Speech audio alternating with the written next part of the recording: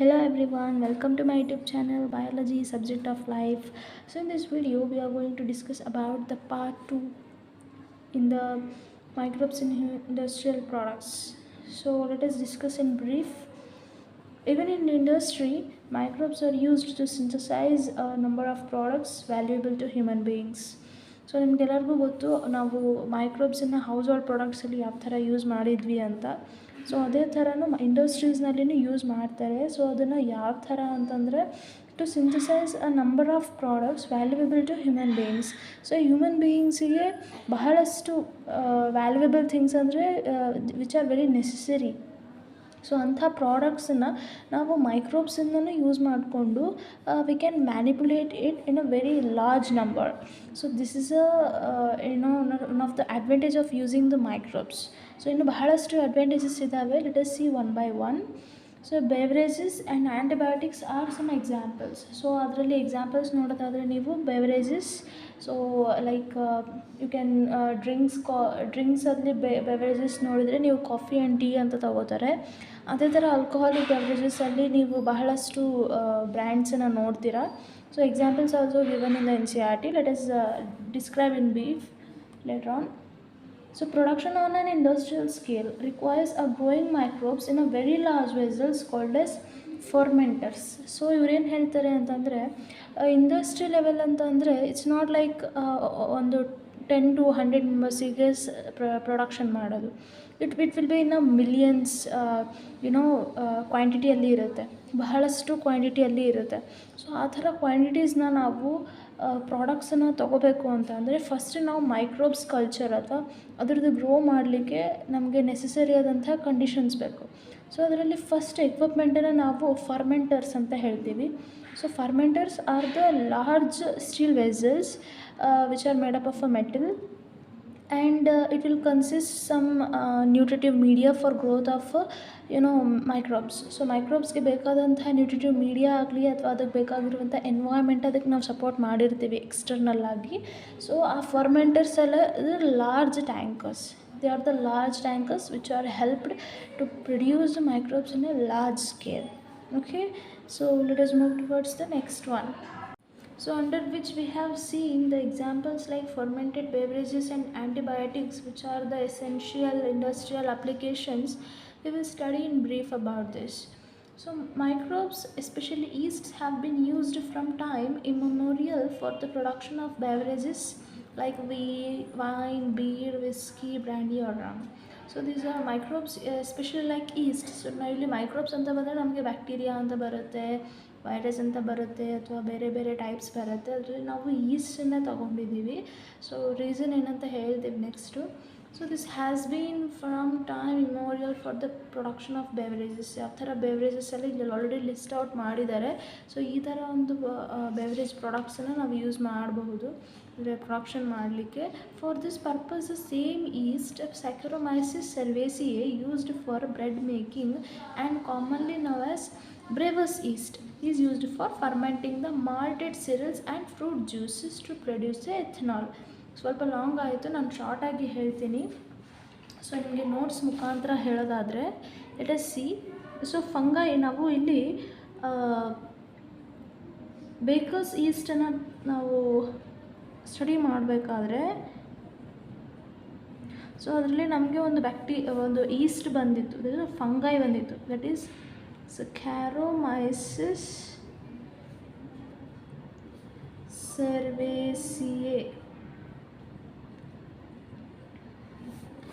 So ಈ East ಬಂದಿತ್ತಲ್ವ, ಇದೇ East ಇವಾಗ ನಾವು ಯಾವ್ದು ನೋಡ್ತಿದ್ದೀವಿ ಅಂದರೆ ಬ್ರೆವರ್ಸ್ ಈಸ್ಟ್ ಅಂತ ಕರಿತೀವಿ. Same yeast is called as brewer's yeast. So ಇದನ್ನು ಯಾವುದಕ್ಕೆ ಯೂಸ್ ಮಾಡ್ತಾರೆ ಅಂದರೆ for the preparation of alcoholic beverages. ಎದರಿಂದ ಪ್ರಿಪೇರ್ ಮಾಡ್ತಾರೆ ಅಂತ ಅಂದರೆ it's from malted cereals and fruit juices.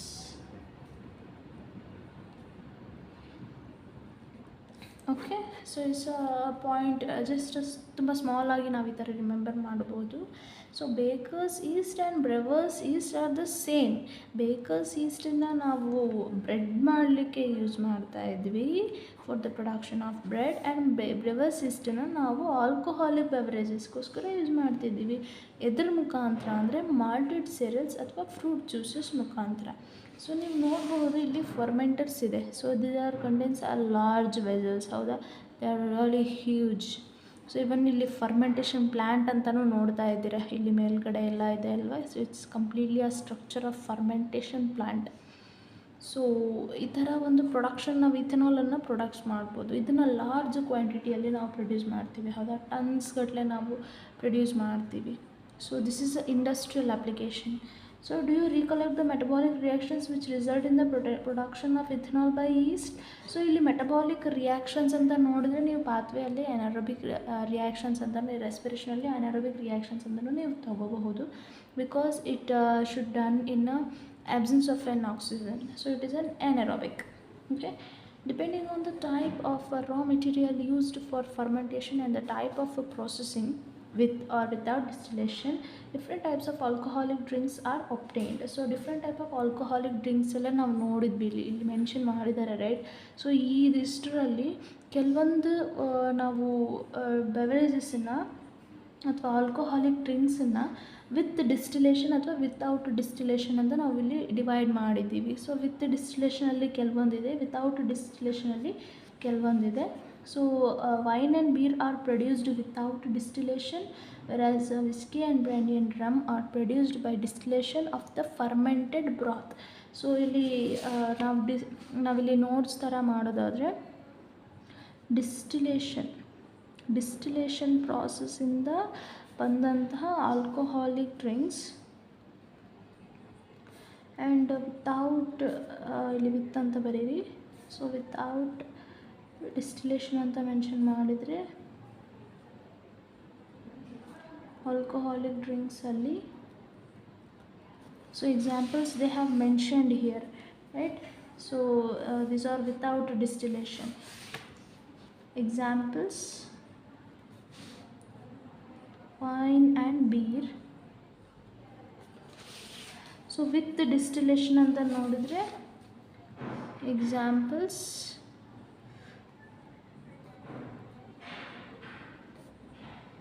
so these are the examples in which with and without distillation the alcoholic drinks are prepared.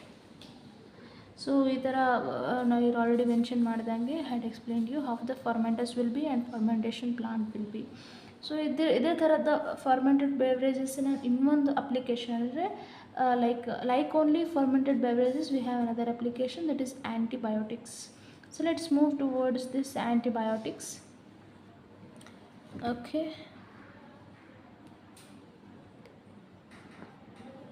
So ಆ್ಯಂಟಿಬಯೋಟಿಕ್ಸಲ್ಲಿ ನಾವು ಮೈಕ್ರೋಬ್ಸನ್ನು ಯಾವ ಥರ use ಮಾಡ್ತೀವಿ ಅಂತ. So antibiotics are produced by microbes are regarded as one of the most significant discovery of the 20th century and have greatly contributed towards the welfare of the human society. Antibiotics, these are the substances which fight against the bacteria. Okay, ನಮ್ಮ ಬಾಡಿಯಲ್ಲಿ ಆ್ಯಂಟಿಬಯೋಟಿಕ್ಸನ್ನು ನಾವು ಯಾಕೆ use ಮಾಡ್ತೀವಿ ಅಂತಂದರೆ, it's not only in for our human body but for many diseases and for many things we use antibiotics. Okay, so they are produced by microbes. So they are one of the most significant discoveries anta helbodu in the 20th century. And anti is adanna ನಾವು ಬಿಡಿಸಿ ಓದಿದ್ರೆ like anti is of meaning against, bio means life. So against life ಅನ್ನೋದು ಎರಡು ಸೇರಿ ಬಂದಂಥ ಪದ. So in context of disease causing organisms ಅಂತ ನಾವಿಲ್ಲಿ ಕಾಂಟ್ಯಾಕ್ಟ್ ಮಾಡಿದೆ, ಆಲ್ರೆಡಿ ಹೇಳಿದೆ, ನಿಮಗೆ ಮೆನ್ಷನ್ ಮಾಡಿದ್ದೆ. ಸೊ ನಮಗೊಂದು ಫೈಟ್ ಮಾಡಲಿಕ್ಕೆ ಅಥವಾ ಒಂದು ಫೈಟ್ ಅಗೇನ್ಸ್ಟ್ ಕೊಡಲಿಕ್ಕೆ, ಒಂದು ಲೈಫ್ ವಿರುದ್ಧ ಒಂದು ಫೈಟ್ ಮಾಡಲಿಕ್ಕೆ ನಮಗೆ ಪವರ್ ಕೊಡುವಂಥದ್ದು ಇಲ್ಲಿ ಆ್ಯಂಟಿಬಯೋಟಿಕ್ಸ್ ಆಗಿರುತ್ತೆ. ಸೊ ವಾಟ್ ಆರ್ ಆ್ಯಂಟಿಬಯೋಟಿಕ್ಸ್ ಅಂತಂದರೆ, antibiotics are the chemical substances which are produced by some microbes and can kill or retard the growth of other disease causing micro organisms. So ಅದನ್ನು either kill ಮಾಡ್ಬೋದು ಅಥವಾ ಅದ್ರ ಗ್ರೋತನ್ನು ತಡೆ ಹಿಡಿದು ನಮಗೆ ಪ್ರೊಟೆಕ್ಷನನ್ನು ಕೊಡುತ್ತೆ from the disease causing micro organisms. So you are familiar with the commonly used antibiotic called as penicillin, right? ಇದು ಬಹಳಷ್ಟು ಫೇಮಸ್ ಆದಂತಹ ಒಂದು ಆ್ಯಂಟಿಬಯೋಟಿಕ್. ಆಮೇಲೆ ಬಹಳ it's not of recent use, it's of ಬಹಳ ವರ್ಷಗಳ ಹಿಂದಿದ್ದು. So you might have known about it. So do you know that penicillin was the first antibiotic to be discovered? So it was the first antibiotic which have been established or discovered, and it was a chance discovery. So Alexander Fleming, while working on Staphylococci bacteria, once observed a mold growing in his unwashed culture with plates around which Staphylococci could not grow. So ಇಲ್ಲಿ ಕಥೆ ಏನಿದೆ ಅಂದರೆ story, so ಇಲ್ಲಿ antibiotics ಅಪ್ಲಿಕೇಶನ್ಸ್ನ ನೋಡ್ತಿದ್ದೀವಿ. So ಒಂದು petri dish ತಗೋತಾರೆ ನಮ್ಮ ಅಲೆಕ್ಸಾಂಡರ್ ಫ್ಲೆಮಿಂಗ್. ಸೊ ಅದರಲ್ಲಿ he had given some nutritive media. So ಇದನ್ನು ಪೆಟ್ರಿ ಡಿಶ್ ಅಂತ ಹೇಳಿದ್ದೆ ನಾನು. ಸೊ ಯಾವುದೇ ಮೈಕ್ರೋ ಆರ್ಗ್ಯಾನಿಸಮ್ಸನ್ನು ಗ್ರೋ ಮಾಡಲಿಕ್ಕೆ ಯೂಸ್ ಮಾಡುವಂಥ ಒಂದು ಮೆಟೀರಿಯಲ್ ಅಥವಾ instrument. So petri dish. So ಅದರಲ್ಲಿ ನಾವು ನ್ಯೂಟ್ರಿಟಿವ್ ಮೀಡಿಯಾ ಅಂತ ಪ್ರೆಸೆಂಟ್ ಇದ್ದಾಗ ಅದರಲ್ಲಿ ಒಂದು ಬ್ಯಾಕ್ಟೀರಿಯಾ ಗ್ರೋ ಆಗುತ್ತೆ. That is one of his unwashed which ಒಂದು ಸ್ಟಾಫಿಲೋಕೊಕೈ ಬ್ಯಾಕ್ಟೀರಿಯಾ ಬಗ್ಗೆ he was studying. He was doing some research on the bacteria called staphylococci. So it is a bacteria. Okay, ಇದು bacteria. ಇದು staphylococci ಅನ್ನೋದೇನಿದೆ, it's a bacteria. ಈ bacteria ಮೇಲೆ research ಮಾಡ್ತಾಯಿದ್ರು ಯಾರು? Alexander Fleming. So ಸ್ವಲ್ಪ ನ್ಯೂಟ್ರಿಟಿವ್ ಮೀಡಿಯಾ ಹಾಕಿ ಇದನ್ನು ಗ್ರೋ ಮಾಡಲಿಕ್ಕೆ ನೋಡಿದರು. ಯಾರು? ಸ್ಟಾಫೈಲೋಕೊಕೈನ ಗ್ರೋ ಮಾಡಲಿಕ್ಕೆ ಅಲೆಕ್ಸಾಂಡರ್ ಫ್ಲೆಮಿಂಗ್ ನೋಡಿದರು. ಸ್ವಲ್ಪ ದಿನ ಬಿಟ್ಟರು. ಇದನ್ನು ಏನು ಮಾಡಿದರು, ಇದನ್ನು ಅನ್ವಾಶ್ಡ್ ಆಗಿ ಇಟ್ಬಿಟ್ರು. ಇದನ್ನೆಲ್ಲ ನಮ್ಮದು ರಿಸರ್ಚ್ ಎಲ್ಲ ಆದಮೇಲೆ ಈ ಲೆಫ್ಟ್ ಇಟ್ ಫಾರ್ ಅನ್ವಾಶ್ಡ್, ಅಂದರೆ ಅದನ್ನು ವಾಶೇ ಮಾಡಿಲ್ಲ, ಹಾಗೆ ಇಟ್ಟರು. ಸೊ ಅಲ್ಲಿ ಏನು ಆಯಿತು ಅಂತಂದರೆ, ಸೊ ಮುಂದೆ ಹೇಳ್ತಾರೆ ಅವರು, he found that it was due to a chemical produced by a mould and he named it penicillin. ಅಂದರೆ ಅನ್ವಾಶ್ಡ್ ಕಲ್ಚರಲ್ಲಿ ಸ್ಟಾಫೈಲೋಕೊಕೈನ ಅದು ಬೆಳೀತಾ ಇರಲಿಲ್ಲ. ಸೊ ಯಾಕೆ ಅಂತ ಅದು ಅಂತಂದರೆ, ಆ್ಯಕ್ಚುಲಿ ಬೆಳಿಬೇಕಿತ್ತಲ್ಲ, ಬೆಳೆದ್ಮೇಲೆ ಮತ್ತೆ ಬೆಳೀತಾ ಇರಲಿಲ್ಲ ಅದು. ಯಾಕೆ ಇದು ಬಿಟ್ಟು ನೋಡಿದ್ಮೇಲೆ, so he found that and named it as a penicillin after the mould penicillium notatum. So ಇಲ್ಲಿ ಏನು ಗ್ರೋ ಆಗಿತ್ತು ಆ್ಯಕ್ಚುಯಲ್ ಆಗಿ, here the penicillium notatum which is a mould or yeast ಅಥವಾ ಫಂಗೈ ಅಂತ ಹೇಳಬಹುದು. ಸೊ ಈ ಒಂದು ಮೌಲ್ಡ್ ಬೆಳೆದಿತ್ತು, ಹಾಗಾಗಿ ಇಲ್ಲಿ ಸ್ಟಾಫೈಲೋಕೊಕೈ ಬೆಳೆದಿಲ್ಲ. ಆ್ಯಕ್ಚುಲಿ ಬೆಳಿಬೇಕಾಗಿತ್ತು, ಬಟ್ ಅದು ಬೆಳೆದಿಲ್ಲ. ಪೆನಿಸಿಲಿಯಮ್ ನೊಟ್ಯಾಟಮ್ ಬೆಳೆದಿತ್ತು. ಸೊ ಅವನು ಅದನ್ನೇ ನೋಟ್ ಮಾಡ್ತಾರೆ. ಏನು ನೋಟ್ ಮಾಡ್ತಾರೆ ಅಂದರೆ, however is fully potential as an effective antibiotic was established much later by Ernst and Howard Florey. So ಎಲ್ಲಿ ಪೆನಿಸಿಲಿಯಮ್ ನೊಟ್ಯಾಟಮ್ ಬೆಳೆದಿತ್ತೋ ಆ ಪ್ಲೇಸಸ್ನಲ್ಲಿ ಸ್ಟಾಫೈಲೋಕೊಕೈ ಬೆಳೆದಿರಲಿಲ್ಲ. ಸೊ ಇದನ್ನು ಅಬ್ಸರ್ವ್ ಮಾಡಿದಂಥ ನಮ್ಮ ಅಲೆಕ್ಸಾಂಡರ್ ಫ್ಲೆಮಿಂಗ್ ಅವರು ಒಂದು ಕಂಕ್ಲೂಷನಿಗೆ ಬರ್ತಾರೆ. ಏನಂದರೆ, ಎಲ್ಲಿ ಬ್ಯಾಕ್ಟೀರಿಯಾ ಸ್ಟಾಫೈಲೋಕೊಕೈ ಇರುತ್ತಲ್ವ, ಅದ್ರ ವಿರುದ್ಧ ಏನು ಮಾಡೋದು, ತಡೆಗಟ್ಟಲಿಕ್ಕೆ ಪೆನಿಸಿಲಿಯಮ್ ಈಸ್ ವೆರಿ ಹೆಲ್ಪ್ಫುಲ್ ಅಂತ ಅಂದ್ಕೊಂಡು ಈ ಪೆನಿಸಿಲಿಯಮ್ ನೊಟ್ಯಾಟಮಿಂದನೇ ಏನು ಮಾಡಿದರು, they had extracted this penicillium antibiotic. So ಅದರದ್ದು ಮುಂದಿನ ಕಾಂಟ್ರಿಬ್ಯೂಷನನ್ನು Ernst Chain and Howard Florey ಕೊಟ್ಟರು. So this was extensively used great treatment in American soldiers wounded in World War II. So ಇವ್ರು ಮೂವರಿಗೂ, Alexander Fleming, Edward Chain and Howard Florey, ಇವ್ರು ಮೂವರಿಗೂ Nobel Prize in the year 1945 has been given for this discovery of this antibiotic penicillin. So next applications ಬಂದ್ಬಿಟ್ಟು, so combinedly they had given chemicals, enzymes and other bioactive molecules. So microbes are also used for commercial and industrial production of certain chemicals like organic acids, alcohols, enzymes, etc. So ನಾವು previous ಒಂದು ಸೆಕ್ಷನ್ಸಲ್ಲಿ ನೋಡಿದರೆ, ನಾವಿಲ್ಲಿ fermented beverages ಆಮೇಲೆ ಆ್ಯಂಟಿಬಯೋಟಿಕ್ಸನ್ನು ಯಾವ ಥರ use ಮಾಡಿದ್ವು industrial ಅಪ್ಲಿಕೇಶನಲ್ಲಿ, ಅದೇ ಥರ ಆರ್ಗ್ಯಾನಿಕ್ ಆ್ಯಸಿಡ್ಸ್ ಮತ್ತು ಆಲ್ಕೋಹಾಲ್ಸ್ ಆಮೇಲೆ ಎನ್ಸೈಮ್ಸ್ಗಳನ್ನು ಮ್ಯಾನಿಫಿಕೇಷನ್ಸ್ ಕೂಡ ನಾವು ಭಾಳ ಯೂಸ್ ಮಾಡ್ತೀವಿ. So examples of acid producers are aspergillus niger. So ಅದರದ್ದು ಎಕ್ಸಾಂಪಲ್ಸ್ನ ನೋಡಿದರೆ, you can give aspergillus niger is a fungus.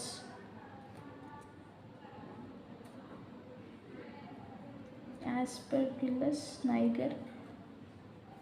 So it is a fungi, I can say fungus. So ಇದು acid producer ಇದು. What is this? Is a kind of acid producer. So organic ಆ್ಯಸಿಡ್ಸಲ್ಲಿ ಏನಂತ ಹೇಳಿದ್ರಲ್ಲ ಆ ಥರದ್ದೊಂದು ಇದು ಎದುರದು ಅಂತಂದರೆ this of citric acid produce ಮಾಡ್ತಾಯಿತ್ತು. ಸೊ ನೆಕ್ಸ್ಟ್ ಒಂದು ನಾವು ನೋಡೋದಾದರೆ ಅಸಿಟೋಬ್ಯಾಕ್ಟರ್ ಅಸಿಟೈ. ಸೊ ಇದು ಏನಿದು ಬ್ಯಾಕ್ಟೀರಿಯಮ್, ಇಲ್ಲಿ ಆಲ್ರೆಡಿ ಬ್ಯಾಕ್ಟರ್ ಅಂತ ಕೊಟ್ಟಿದ್ರಲ್ವ. So it's a bacteria, so which helps in the production of acetic acid. So third one ನೋಡಿದ್ರೆ clostridium butylicum. So it is also a bacteria which produces butyric acid. So ಇದು ನಮ್ಮ MCQಸಲ್ಲಿ ಕೇಳೋ ಬಹಳ ಚಾನ್ಸಸ್ ಇದೆ. So ವರ್ಡಿಂಗ್ಸಲ್ಲಿನೇ ನಾವು ನೆನ್ಪಿಟ್ಕೊಂಡು try ಮಾಡಿದರೆ it could be easy for us. So lactobacillus, ನೀವು ಆಲ್ರೆಡಿ ಇದನ್ನು ಹೌಸ್ಹೋಲ್ಡ್ ಪ್ರಾಡಕ್ಟ್ಸನ್ನ ಅಪ್ಲಿಕೇಶನ್ಸಲ್ಲಿ ಕಲ್ತಿದ್ರಿ. So it's a bacteria which produces the lactic acid. Right, ಇದಿಷ್ಟು ಪ್ಯಾರಾದಲ್ಲಿ ನಿಮಗೆ ಈ ಥರ ನೋಟ್ಸ್ ಸಿಕ್ತು. So it will be easy for you for your revision purpose or for reading purpose. It could be easy for you. So next ಬಂದುಬಿಟ್ಟು ನಿಮಗೆ yeast. Saccharomyces cerevisiae is used for common production of ethanol. ನೀವು already ಅದನ್ನು ಓದಿದ್ರಿ. ಅದು so ಬ್ರೆವರ್ಸ್ yeast ಅಂತ ಕರಿತೀವಿ. ಅದೇ ethanol ಬಂದರೆ ಅದೇ ಬೇಕರ್ಸ್ ಈಸ್ಟ್ ಅಂತ ಯಾವಾಗ ಕರಿತೀವಿ, ಬ್ರೆಡ್ ಪ್ರಿಪ್ರೇಷನಲ್ಲಿ ಕರಿತೀವಿ. So same bacteria, that is the same yeast, but they are used in the production of two different varieties of manufactures. So microbes are used for production of enzymes as well.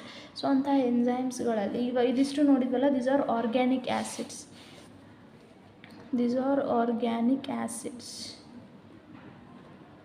Okay, ಇವಾಗ ಏನು part ನೋಡ್ತಿರಲ್ವ ಅದು enzymes ಪ್ರೊಡಕ್ಷನ್ಸಲ್ಲಿ ಏನೇನಿದೆ ಅಂತ ನೋಡ್ತೀವಿ. Enzymes ಪ್ರೊಡಕ್ಷನಲ್ಲಿ ಯಾವ ರೀತಿಯಾದಂಥ production ಆಗುತ್ತೆ. So ಅದರಲ್ಲಿ ಫಸ್ಟ್ ನಾವು lipases are use in the detergent formulation and are useful in the removing oil stains from the laundry. So ಲಾಂಡ್ರೀಸ್ಗಳಲ್ಲಿ ಸೊ ಫಸ್ಟ್ ಎಕ್ಸಾಂಪಲ್ ಲೈಪೇಸಸ್ ಏನಕ್ಕೆ ಯೂಸ್ ಆಗುತ್ತೆ ಅಂದರೆ so it's help in the detergent formulation. So detergent formation ಮಾಡಬೇಕಂದ್ರೆ ಅದರದ್ದು ಬಾಂಡ್ಸನ್ನು strong ಆಗಿ ಇಡಬೇಕು ಅಂತಂದರೆ we use this lipases. And ಇದರ ಇನ್ನೊಂದು ಅಪ್ಲಿಕೇಶನ್ ಏನಂತಂದರೆ ಆಯಿಲಿ ಸ್ಟೇನ್ಸನ್ನು ರಿಮೂವ್ ಮಾಡೋದು is removed easily by this lipases.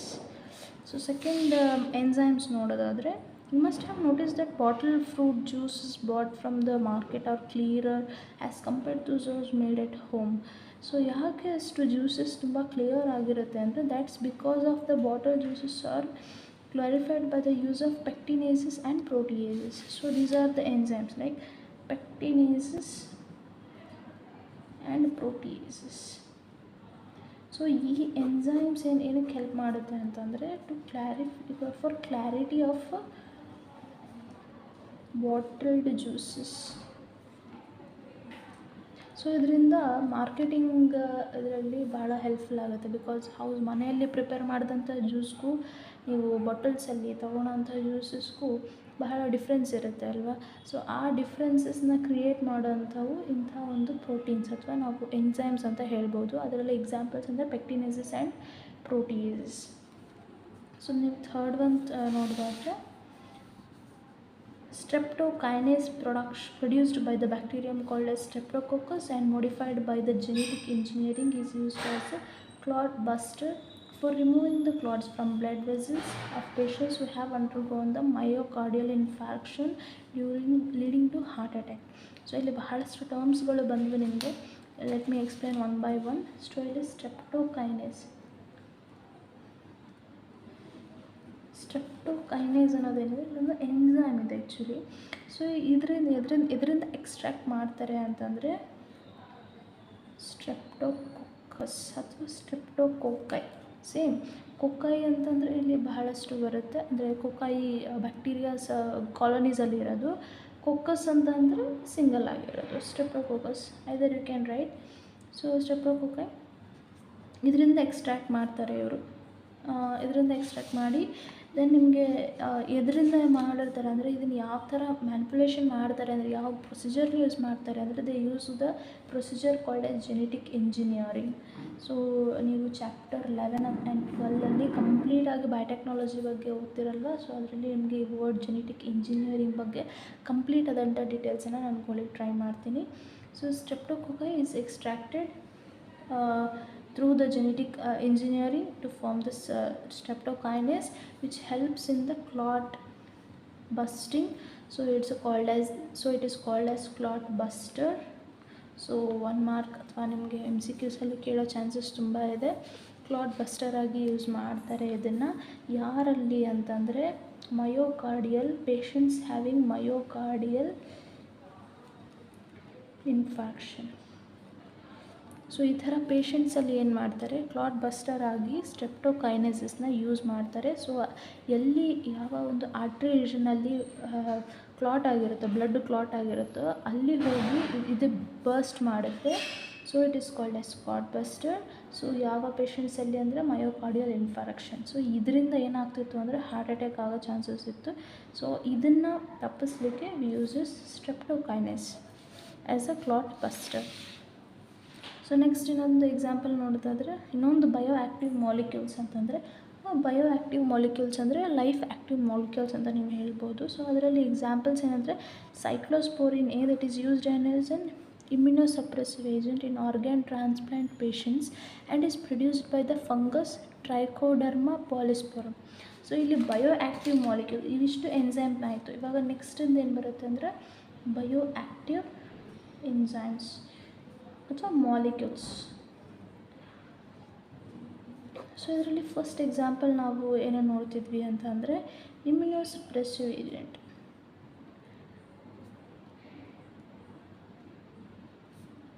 So ಏನು ಯೂಸ್ ಮಾಡ್ತಿದ್ರು ಇಲ್ಲಿ ಇಮ್ಯುನೋಸಪ್ರೆಸಿವ್ ಏಜೆಂಟಲ್ಲಿ ಅಂತಂದರೆ, ಸೊ ಆರ್ಗನ್ ಟ್ರಾನ್ಸ್ಪ್ಲಾಂಟೇಷನ್ಸಲ್ಲಿ, ಸೊ ಆರ್ಗನ್ ಟ್ರಾನ್ಸ್ಪ್ಲಾಂಟೇಷನ್ಸ್ ಆಗಬೇಕು ಅಂದರೆ ನಿಮಗೆ ಅದರ ಮೆಕ್ಯಾನಿಸಮ್ ನೀವು 8th ಚಾಪ್ಟರಲ್ಲಿ ಓದಿರ್ತೀರ. Like T lymphocytes, B lymphocytes ನಮ್ಮದಾಗದೇ ಇರುವಂಥ ಆರ್ಗನ್ಸ್ ವಿರುದ್ಧ ಯಾವ ಥರ ಹೋರಾಡುತ್ತೆ ಅಂತ, ಹೌದಾ. ಸೊ ಆ ಥರ ಒಂದು ಮೆಕ್ಯಾನಿಸಮಲ್ಲಿ like it may destroy the organs in which we are going to transplant in our body, other body. ಯಾವ ಬಾಡಿಯಲ್ಲಿ ನಾವು ಆರ್ಗನ್ಸನ್ನು ಟ್ರಾನ್ಸ್ಪ್ಲಾಂಟ್ ಮಾಡ್ತಿರ್ತೀವಲ್ಲ ಅದನ್ನು ನಮ್ಮ ಬಾಡಿ ಸೆಲ್ಸ್ ಆ ಆರ್ಗನ್ಸನ್ನು ರಿಜೆಕ್ಟ್ ಮಾಡೋ ಚಾನ್ಸಸ್ ಇರುತ್ತೆ by either killing are fighting against them. So ಆ ಥರ ಚಾನ್ಸಸಲ್ಲಿ ನಾವು ಆ ಇಮ್ಯುನಿಟಿನ ಸಪ್ರೆಸ್ ಮಾಡಬೇಕಾಗುತ್ತೆ during the organ transplantation. Okay, so ಆ ಥರ ಸಿಚುವೇಷನ್ಸಲ್ಲಿ ವಿ ಯೂಸ್ ದ ಇಮ್ಯುನೋಸಪ್ರೆಸಿವ್ ಏಜೆಂಟ್ ಆಗಿ ಯಾವ ಒಂದು ಫಂಗಸ್ಸಿಂದ ಅಂದರೆ ಯಾವ ಒಂದು ಮೈಕ್ರೋಬಿಂದ ತೊಗೊಂಡಿರ್ತೀವಿ ಅಂದರೆ ಫಂಗೈಯಿಂದ ನಾವು ಇಮ್ಯುನೋಸಪ್ರೆಸಿವ್ ಏಜೆಂಟನ್ನ ತೊಗೊತೀವಿ. That is trichoderma polysporum. So ಈ ಒಂದು ಫಂಗೈಯಿಂದ we will extract this immunosuppressive agent. So next ಒಂದು ಬಂದುಬಿಟ್ಟು ಸ್ಟೇಟಿನ್ಸ್.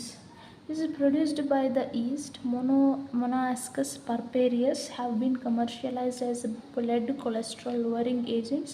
It acts competitive in inhibiting the enzyme responsible for the synthesis of cholesterol. So ಸ್ಟೇಟಿನ್ಸ್ಗೆ ಇದನ್ನು ಯಾವುದರಿಂದ ಎಕ್ಸ್ಟ್ರಾಕ್ಟ್ ಮಾಡ್ತಾರೆ ಅಂದರೆ ಮೊನಾಸ್ಕಸ್